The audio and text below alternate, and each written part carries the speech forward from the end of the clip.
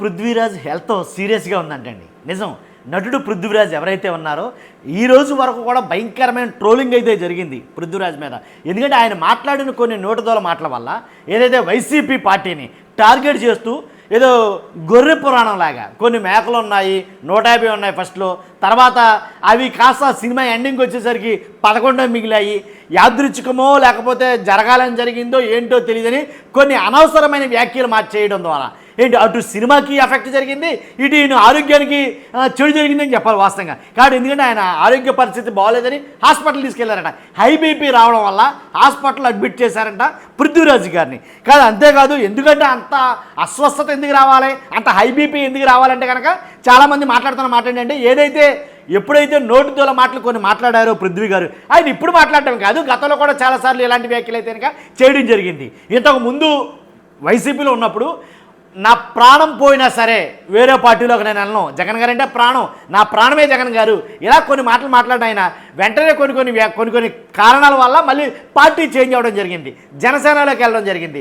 జనసేనలోకి వెళ్ళిన తర్వాత ఏదైతే ఎక్కడ స్టేజ్ మీద అంటే వాస్తవంగా సినిమా వాళ్ళు కాబట్టి సినిమా ఫంక్షన్లు జరిగినప్పుడు ఆ సినిమా ఫంక్షన్లో వాళ్ళు మాట్లాడే మాటలు ఎలా ఉండాలి, ఆ సినిమాకి సంబంధించేగా ఉండాలి. కానీ పృథ్వీరాజ్ గారు మాట్లాడే మాటలు అలా ఉండవు. ఎలా అంటే పృథ్వీరాజ్ గారు మాట్లాడే మాటలు ఎలా ఉంటాయంటే కనుక ఖచ్చితంగా అవతల వాళ్ళని కించపరిచే విధానంగా. కాబట్టి సంబంధం లేని మాటలైతే కనుక అసలు జరిగేదేమో సినిమా ఫంక్షన్ అయ్యే, ఆ సినిమా ఈవెంట్లో దేని గురించి మాట్లాడాలి, సినిమా గురించి మాట్లాడాలి. అలా మాట్లాడకుండా రాజకీయంగా మాట్లాడడం. జగన్మోహన్ రెడ్డికి 11 మిగిలాయి కాబట్టి అసలు గేమ్ చేంజర్ అన్ను ఈ సినిమా ముందొచ్చుంటే కనుక, అంటే ఎలక్షన్కి ముందు గేమ్ చేంజర్ వచ్చుంటే కనుక, ఈ సినిమా వచ్చుంటే కనుక 11 కాదు అసలు 1 కూడా లేకుండా పోను అని కొన్ని వ్యాఖ్యలు అయితే చేశారు ఆయన. కాబట్టి ఆయన చేయడం వల్ల, ఆయన మాట్లాడడం వల్ల లక్షలు పెట్టి అంటే కొన్ని 100 కోట్లు పెట్టి తీసినటువంటి సినిమా, 1000 కోట్లు పెట్టి తీసిన సినిమా అయినా సరే డిజాస్టర్ పాలైపోయింది. కాబట్టి రూపాయి రాకుండా ఎలా అంటే భయంకరమైన డిజాస్టర్. వైసీపీ టార్గెట్ చేయడం వల్ల గేమ్ చేంజర్ని డిజాస్టర్గా మిగిలింది. కాబట్టి నిత్తు నోరు కొట్టుకుని ఉంటారు నాకు తెలుసా నిర్మాతలు. తర్వాత రీసెంట్గా లైలా అనే సినిమా, ఎవరైతే విశ్వక్సేన్ సినిమా యాక్ట్ చేస్తున్నారో ఆ సినిమాలో ఏదైతే లైలా అనే సినిమాలో ఈయన కూడా క్యారెక్టర్ అవ్వడం ద్వారా, ఈయన కూడా పెరగడం ద్వారా ఈయన మాట్లాడిన నోటిదోల మాటల వల్ల ఇంచుమించుగా ఇప్పటికీ 1,00,000 ట్వీట్లు అయితే కనుక వెళ్ళి అంట బాయ్కట్ లైలా అనే పేరుతోటి. కాబట్టి ఆ సినిమాని బాయ్కట్ చేయండి, ఆ సినిమాని ఎవరో చూడొద్దు అని ట్వీట్ల మీద ట్వీట్లు పెట్టడంతో సాక్షాత్తు ఆ సినిమా హీరోనే వచ్చి అయ్యా తప్పు అయిపోయింది క్షమించండి, ఏంటి జగన్ గారు నన్ను క్షమించండి అన్నట్టుగా ఎవరైతే తప్పు అయ్యిందని అనుకుంటున్నారో ఆయన మాట్లాడిన మాటల వల్ల మా సినిమాకి ఎఫెక్ట్ అవుతుంది. ఆయన ఎందుకు మాట్లాడేదో, సంస్కారం ఉండి మాట్లాడాడో సంస్కారం లేక మాట్లాడాడో మాకు తెలియదు, కానీ మొత్తానికి ఆయన మాట్లాడిన మాటల వల్ల చాలామంది హర్ట్ అయ్యారు. కాబట్టి అందు గురించి మమ్మల్ని క్షమించండి అని అయితే కనుక ఆయన క్షమాపణలు చెప్పడం జరిగింది. క్షమాపణలు చెప్పినా ఆ ట్వీట్లు ఏమైనా ఆగినాయా? ఆగల. బాయ్కట్ లైలా.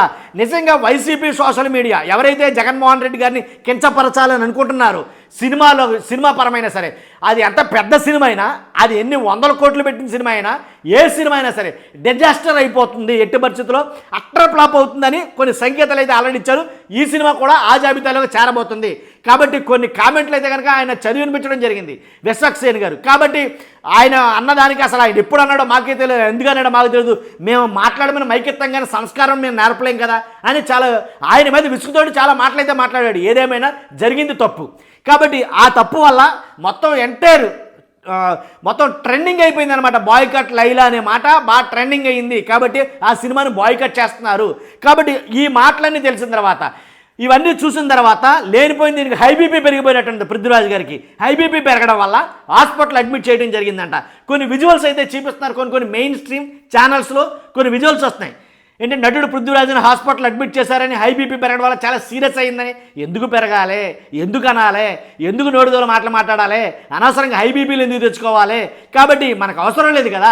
ఏది అవసరమో ఏ సందర్భానికి సంబంధించిన మాటలు ఆ సందర్భానికి తగు రీతిగా మాట్లాడితే గొడవ లేదాయే.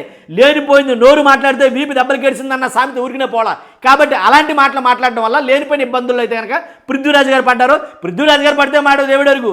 ఇప్పుడు కొన్ని 100 మంది యాక్ట్ చేసినటువంటి సినిమా చాలామంది దాని మీద ఆధారపడి ఉంటారు. కాబట్టి ప్రత్యక్షం పరోక్షంగా చాలామందిని పెంచి పోషిస్తున్న సినిమా ఒకే కొన్ని మాటల వల్ల మొత్తం డిజాస్టర్ అయితే, అది అట్టర్ ఫ్లాప్ అయిపోతే, ఆ సినిమా నాశనం అయిపోతే వాళ్ళ పరిస్థితి ఏంటి, నిర్మాతల పరిస్థితి ఏంటి, హీరో పరిస్థితి ఏంటి, దాంట్లో అలా ఉంటుంది అన్నమాట. కాబట్టి ఈయన చేసిన ఆ వ్యాఖ్యల వల్ల ఈయననే కాదు, అలాగే ఆది గారిని తీసుకున్నా సరే కొన్ని ఈవెంట్లో కానీ కొన్ని ఫంక్షన్లో కానీ ఆయన కూడా అలా మాట్లాడటం జరుగుతుంది. కొన్ని అంటే నోటు దూల మాటలు కాకపోతే కావాలని మరికించి అక్కడ స్పేస్ లేకపోయినా సరే జగన్మోహన్ రెడ్డి గారిని తిట్టాలని, జగన్మోహన్ రెడ్డి గారిని ఏంటి తక్కువ చేసి మాట్లాడాలని అక్కడ సందర్భం లేకపోయినా, స్పేస్ లేకపోయినా అక్కడ క్రియేట్ చేసుకుని మరి జగన్మోహన్ రెడ్డి గారిని తిట్టాలని, వైసీపీ పార్టీని ఏంటి ఎటకారం చేయాలని, హేళన చేయాలని కొన్ని వ్యాఖ్యలు మాట్లాడుతున్నారు. కాబట్టి ఆ వ్యాఖ్యలు లేనిపోయిన పరిస్థితులకైతే దారి తీస్తుంది. ఊర్చుకున్నారు. ఇప్పుడు మీదట వాళ్ళు చూపించే ట్రెండింగ్ ఎలా ఉందో ఆటోమేటిక్గా మనం చూసాం. గేమ్ చేంజర్ చూసాం. అసలు అతిగతి లేకుండా పోయింది. ఇప్పుడు లైలా పరిస్థితి చూస్తున్నాం. ఆ ట్రెండింగ్ ఎలా ఉందనేది. కాబట్టి నాకు తెలిసి రాజకీయాల్లో చూడాలి, సినిమాల్లో చూడాలి. సినిమా వేదికల మీద రాజకీయాలు మాట్లాడడం అంటే అసలు దానంత దరిద్రమైన పని రెండోది ఉండదని నా అభిప్రాయం. మీ అభిప్రాయం ఏంటి? ఖచ్చితంగా కామెంట్ రూపంలో తెలియజేయండి. ఎందుకంటే నటుడు పృథ్వీరాజ్ గారు త్వరగా కోలుకోవాలని ఆశిద్దాం. ఎందుకంటే సహజంగా మనిషి అన్నవాడు తప్పులు చేయకుండా మానడం. కాబట్టి చేసిన తప్పులు తెలుసుకుని రియలైజ్ అయితే అంతకు మించింది లేదు. చూద్దాం రానున్న రోజుల్లో ఈ సినిమా రాజకీయం ఎలా మారబోతుంది అనేది. ఫస్ట్ అయితే లైక్ చేయండి, నాకు మోటివేషన్గా ఉంటుంది. ఈ ఇన్ఫర్మేషన్ ఎక్కువగా పాస్ అవుతుంది. మర్చిపోద్దు, కొత్తగా మన ఛానల్ చూస్తే పక్కగా సబ్స్క్రైబ్ చేసుకోండి. పార్టీలకు అతీతంగా మన వీడియోలు ఉంటాయి. Thank you very much.